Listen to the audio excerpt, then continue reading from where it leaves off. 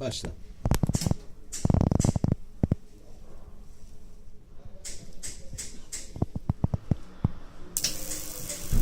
Kapamayın da abi, akşam mesaide yemek yapayım ben de. Ne olur. Dur abi. Ne yapıyoruz? Bu düşük ayar. Bu yüksek ayarımız.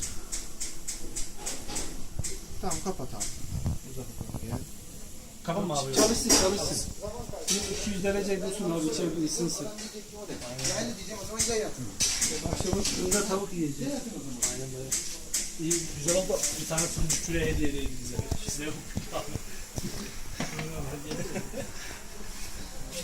Küreklerden bulabiliriz ki. Kim bize kürek verir ki abi? Şeyden alamaz mı? Yapamam mı kürek? Küreğe benzer bir Belediyede şey. alamaz mı? Erdal abime söylesene lan. Abi küreğe benzer bir şey yapamam mı? Sırası gidersin. Söylüyorum sana. Üstünün gibi birinden. Küreğe benzer şu an bir şey ne yapabiliriz? Hepsini girebileceği. Şöyle ne? Normal kürek de olursun. Normal kürekler var. Alırken nasıl alacak? Böyle çok özel bir şey gibi. Evet. Hiçbir şey yok sende. 32 mili var.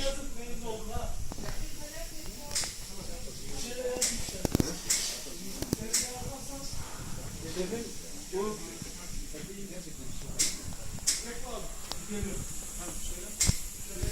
Havanızda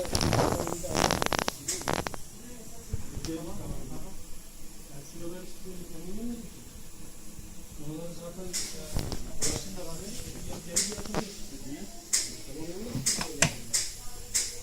Bunların şöyle kapanması lazım. Yokmuş üstleri. Selam abi.